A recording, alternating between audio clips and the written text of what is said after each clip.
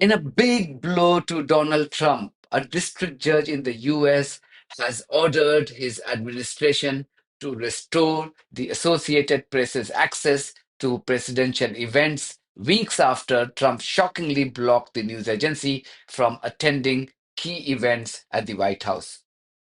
And you know why AP reporter was banned?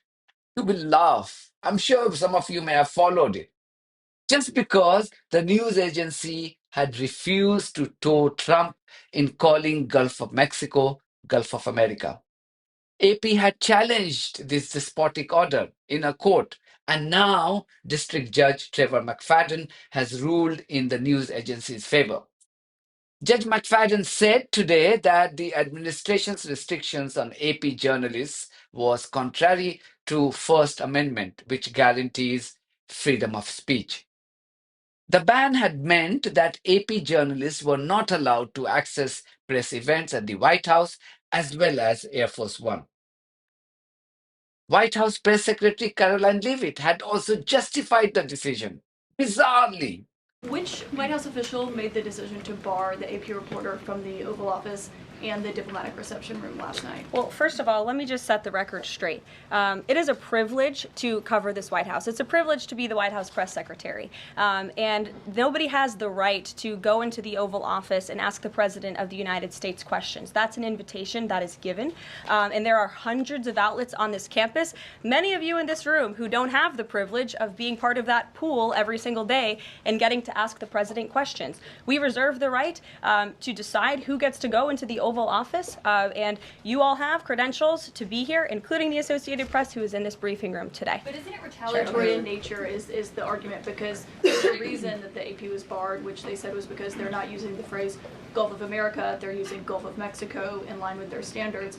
And so the question here is this setting a precedent that this White House will retaliate against reporters who don't use the language that you guys believe reporters should use? And how does that align with the First Amendment commitment that you were just talking about? I was very upfront in my briefing on day one that if we feel that there are lies being pushed by outlets in this room, we are going to hold those lies accountable. And it is a fact that the body of water off the coast of Louisiana is called the Gulf of America. And I'm not sure why news outlets don't want to call it that, but that is what it is. The Secretary of Interior has made that the official designation in the Geographical Identification Name Server. And Apple has recognized that. Google has recognized that. Pretty much every other outlet in this room has recognized that body of water as the Gulf of America. And it's very important to this administration that we get that right, not just for people here at home, but also for the rest of the world. the judge now said in his order, and I quote, the court simply holds that under the First Amendment, if the government opened its doors to some journalists, be it to the Oval Office, the East Room, or elsewhere, it cannot then shut those doors to other journalists because of their viewpoints. The Constitution requires no less. End quote. The judge, however, said that his order would only be effective from Sunday. This is primarily to allow the Trump administration's lawyers to appeal. What's even more ironic is that Judge McFadden was appointed by Trump during his first term. The AP had argued that the administration was in breach of the news agency's constitutional right to free speech by restricting access due to disagreements over language. Reacting to the judgment, AP spokeswoman Lauren Easton has said the agency is gratified by the court's decision. A statement by the news agency read, and I quote, today's ruling affirms the fundamental right of the press and public to speak freely without government retaliation. This is a freedom guaranteed for all Americans in the US Constitution. End quote.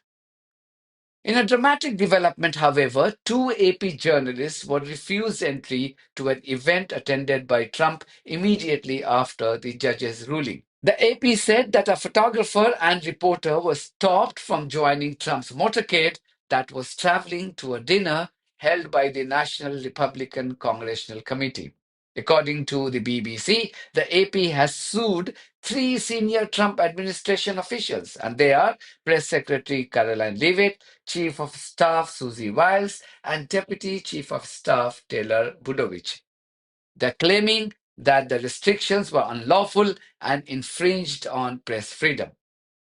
Donald Trump has been pretty brutal on media in his second term.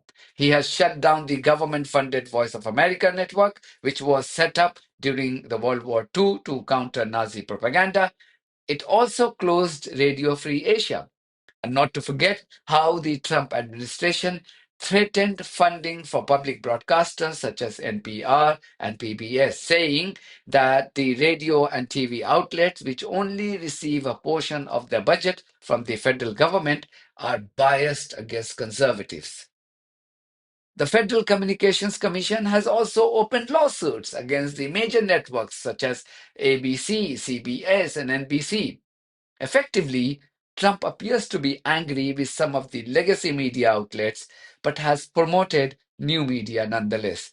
The White House has allowed access to the members of relatively lesser known new media representatives for the daily press briefings. Let's see if the Trump administration decides to challenge the district judge's ruling. That's it from me. Thank you very much for your support of this platform and our journalism on buymeacoffee.com and Patreon. If you do think that our journalism is worth supporting, then you too should consider becoming part of it. Details are there in the description of this video. In the meantime, if you haven't subscribed to my channel, please do so, because that's one of the many ways you can support independent journalism. God bless you all.